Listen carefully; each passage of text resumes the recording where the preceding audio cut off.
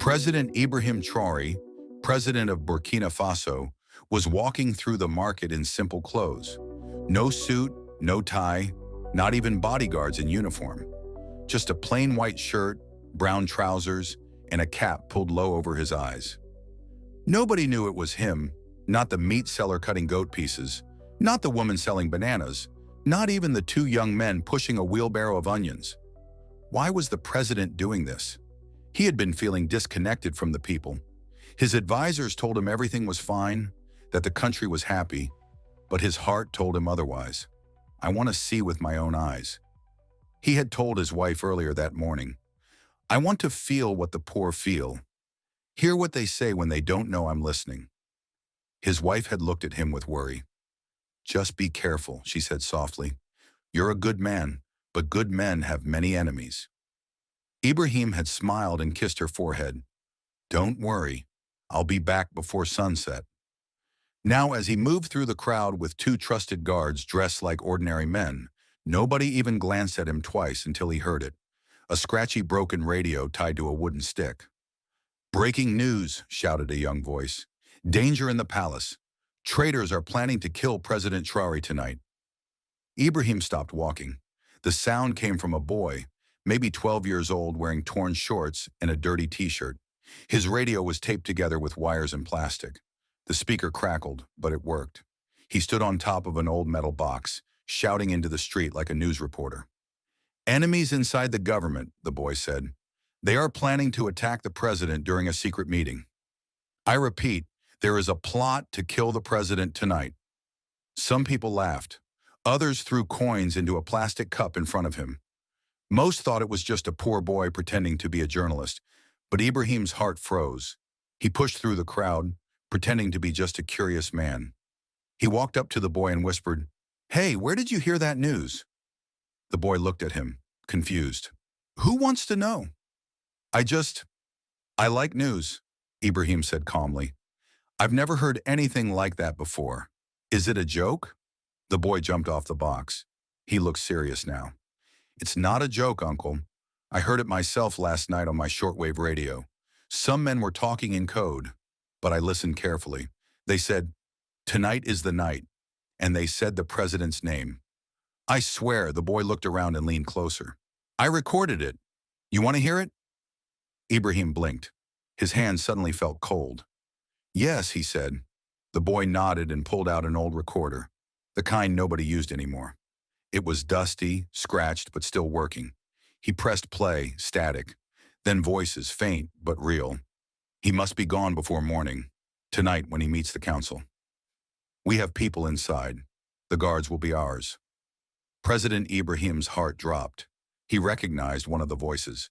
It was someone from inside his own cabinet, someone who had stood beside him just yesterday. He looked at the boy with wide eyes. Do you know who these people are? The boy shook his head. Number. But I know where the signal came from. I traced the frequency. I've been playing with radio since I was 7. My father was a soldier. He died when I was small. I live on the street now. But radios are my world. Ibrahim felt dizzy. The ground under his feet felt like it was shaking. He had come to see the truth with his own eyes, and now he had heard it with his own ears. This boy, this poor street boy, just saved his life.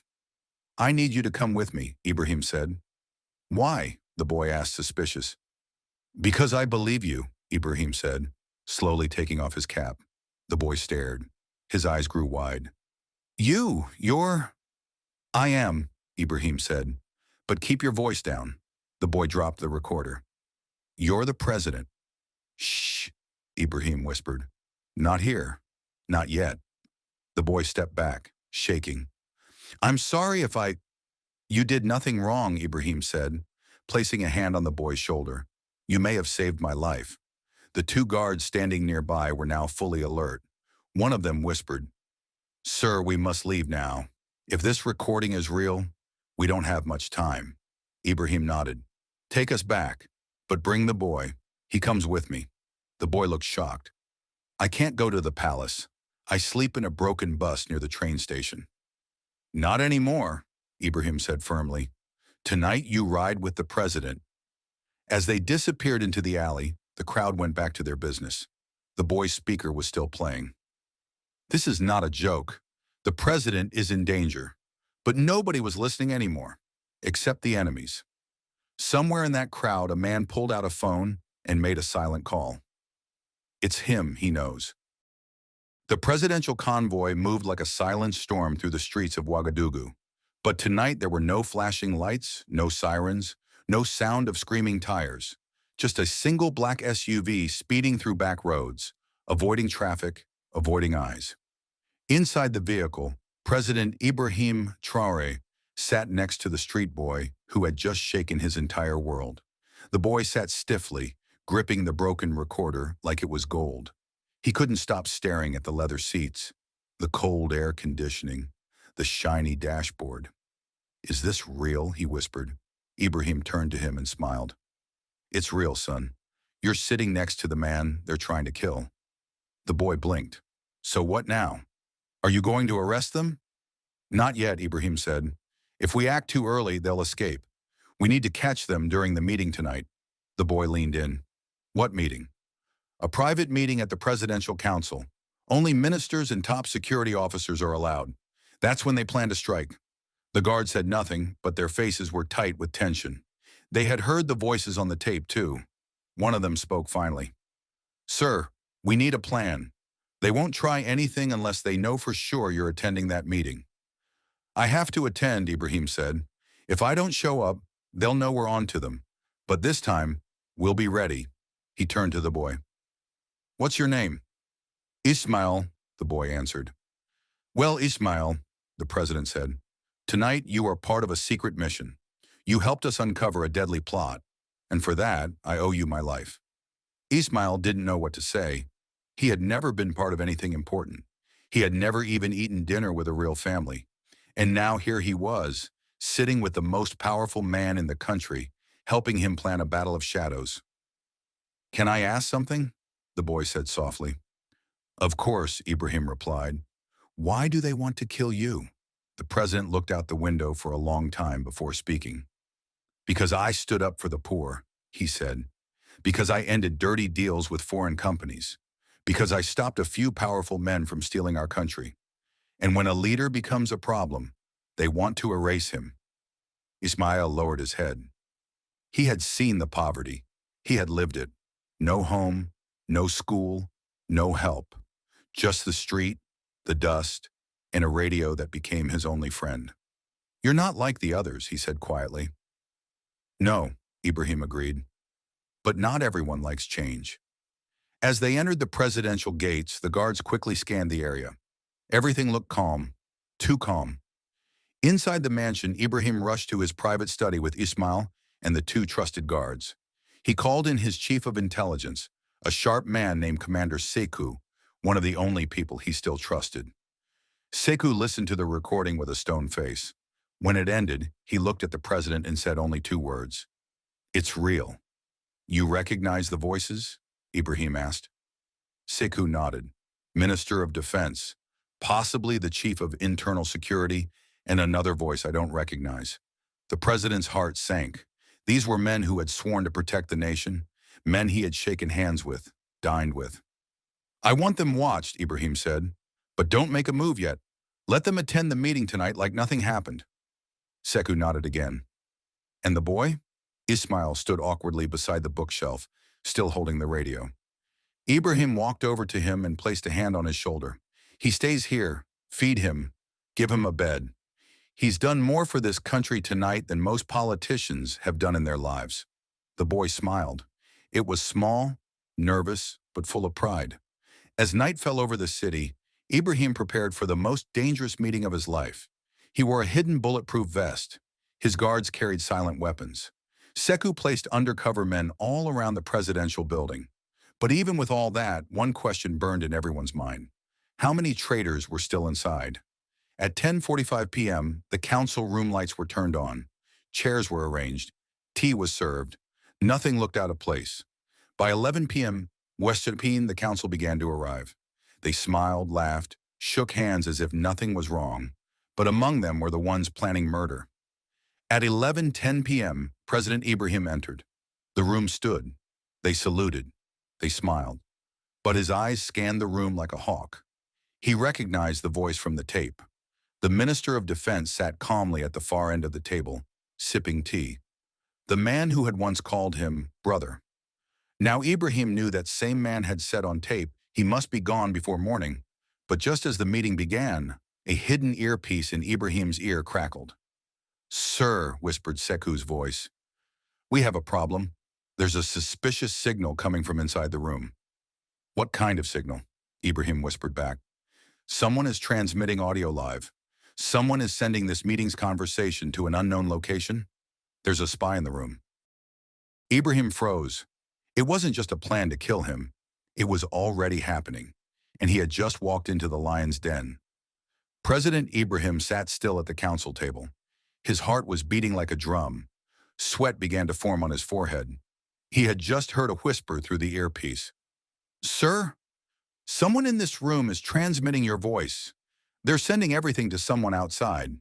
There's a spy among you." He looked around slowly. 12 men were seated, all dressed in fine clothes, all smiling, all acting like everything was normal. But one of them was secretly a traitor. Ibrahim had no time to waste. He cleared his throat and spoke with a calm, steady voice. "Brothers, thank you for joining me tonight," he said, forcing a smile. "Let's begin." As they started discussing matters of security and budgets, Ibrahim's mind was somewhere else. His ears listened to the voices. His eyes studied every small movement. Who was it? Was it the man scratching his neck too often? Was it the one constantly checking his watch? Or the one who hadn't touched his tea? Suddenly, Seku's voice returned in his earpiece. "Sir, we've narrowed down the signal. It's coming from inside the jacket of one of the ministers. The spy is wearing a hidden microphone."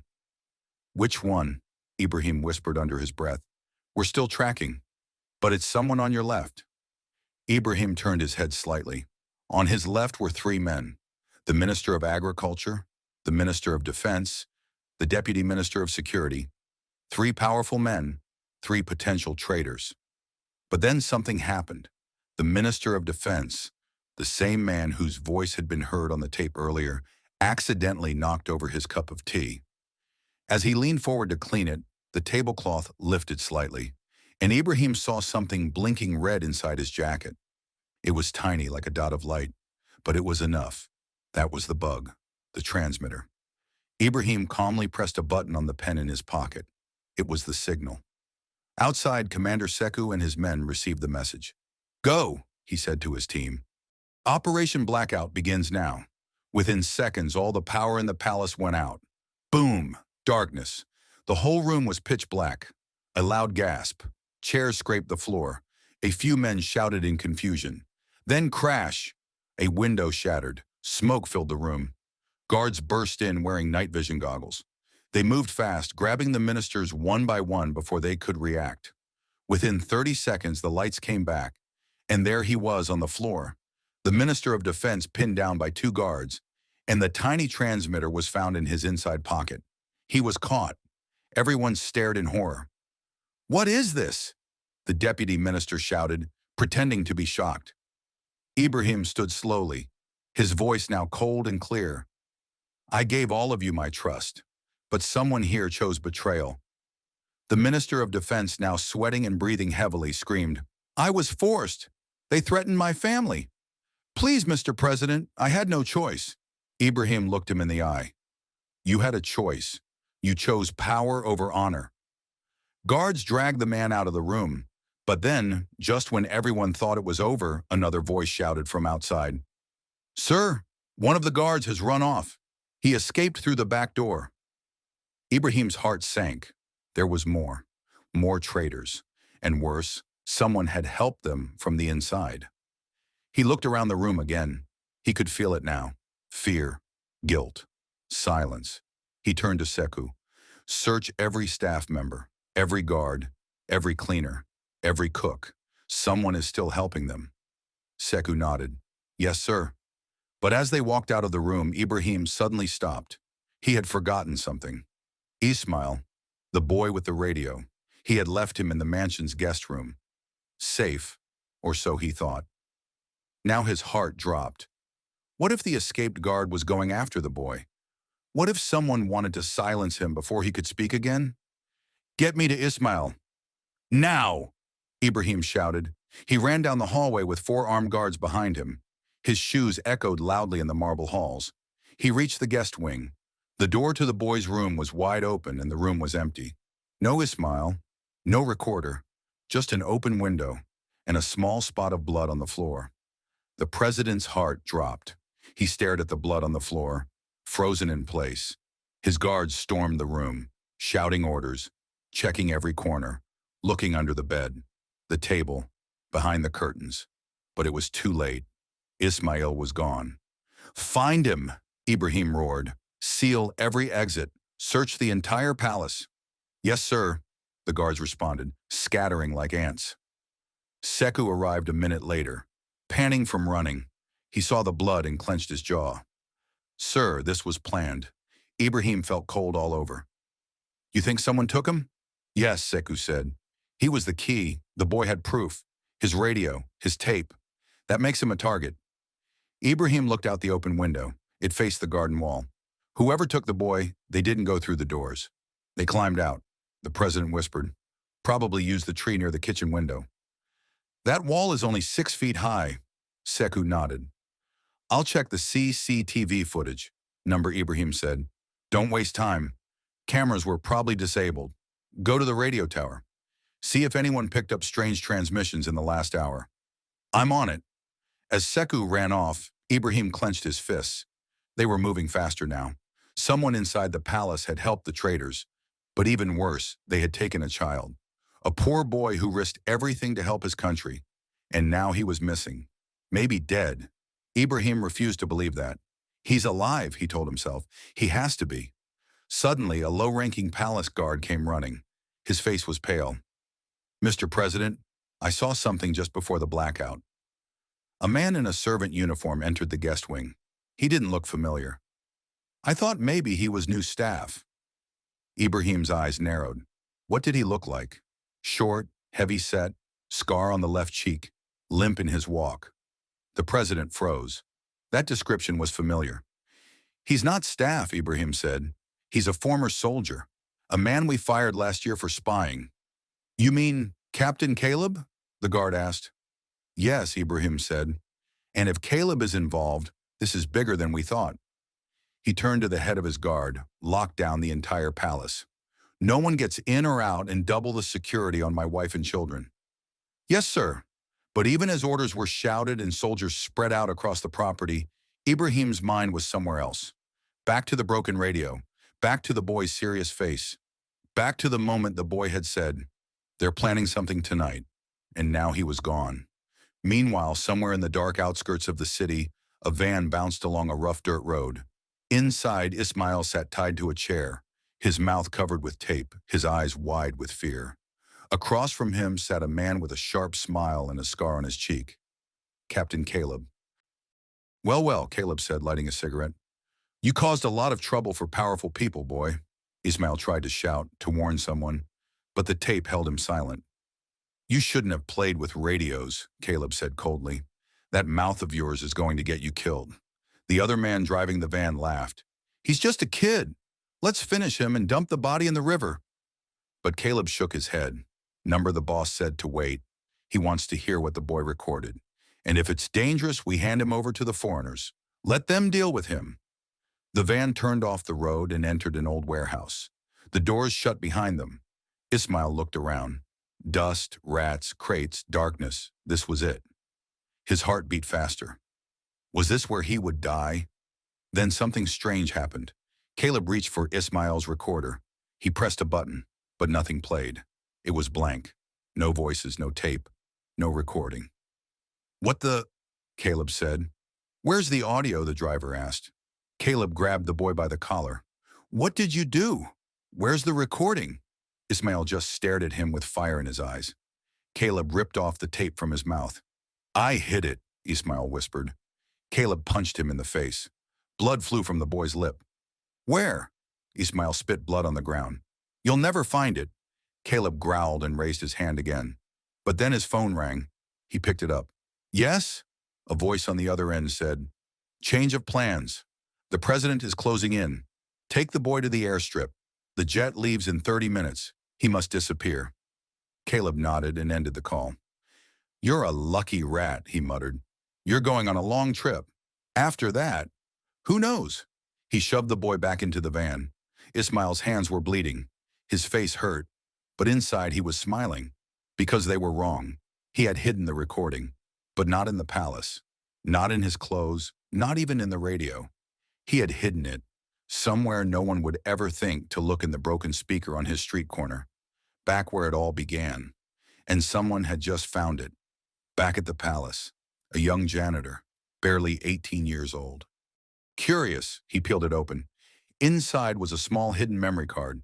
He turned to the security officer standing nearby. Sir, I think this belongs to the president. Inside the palace command center, Commander Sekou rushed in holding the small memory card. Sir, he shouted, we've recovered the boy's recording. President Ibrahim turned from the balcony where he'd been staring into the dark. His face lit up with shock and hope. Where did you find it? A janitor, Sekou said, out of breath. He found it hidden inside the broken speaker Ismile uses to shout the news. Ibrahim's hands trembled as he grabbed the drive and plugged it in. And then the truth came alive. Clear audio played out. He must be gone before morning. The guards are ours. The boy? He knows nothing. Take him out quietly. The room froze. Every officer, every intelligence head, even Ibrahim himself stood in silence. These were not rumors anymore. This was proof. Proof that enemies, foreign and domestic, had joined hands. Proof that they wanted Ibrahim dead. And most importantly, proof that a street boy had been right all along. Meanwhile, at a private airstrip on the edge of the country, a black jet prepared to take off. Ismile, bruised and bleeding, was dragged up the steps. Caleb walked behind him, whispering coldly, You should have just shut your mouth. But as the engines fired up, a black helicopter appeared out of the sky. Thump, thump, thump. It descended like thunder. Soldiers dropped out with rifles aimed. Drop your weapon, a voice shouted, hands in the air. Caleb pulled a pistol and grabbed Ismile as a shield. Back off or the boy dies, he screamed. The soldiers hesitated. Then bang. A shot rang out from behind. Caleb fell to his knees, blood pouring from his leg. Ismile tumbled forward free. Behind them, stepping out of a second helicopter, came President Ibrahim Traoré himself. Yes, he had come personally. You hurt my people, he said calmly, walking forward. You tried to sell my country. You stole a child from my home. Caleb groaned. It's not over. But Ibrahim shook his head. Number it is. He turned to his men. Arrest everyone. Burn that jet if you have to. And bring my son home. That night, the whole nation watched the president on live TV. But this time, he wasn't alone. Ismile stood beside him, wearing a clean white shirt, a fresh bandage over his eyebrow, and the biggest smile anyone had ever seen. The president raised his hand. My fellow Burkinabe, tonight we were nearly destroyed from within. People I trusted tried to take everything from us. But one voice saved this country. One boy, a child of the streets. The room filled with applause and tears. Ismile stood quietly, overwhelmed, unsure what to say, but the president held his shoulder. From now on, Ibrahim said, this boy is part of my family. He is proof that the voice of the people matters, no matter how poor, no matter how young. In the weeks that followed, arrests were made, trials began, dirty secrets spilled out. But something more powerful happened too. The people woke up. They saw that truth could come from anyone, even a child with a broken radio. President Ibrahim created a new unit called the People's Guard, an intelligence group made of students, volunteers, and ordinary citizens trained to report corruption and protect the nation. And at the center of it all was Ismile. He got a home, a school, a future. But more than that, he got respect. He became a symbol of courage, of truth, of the power of one voice.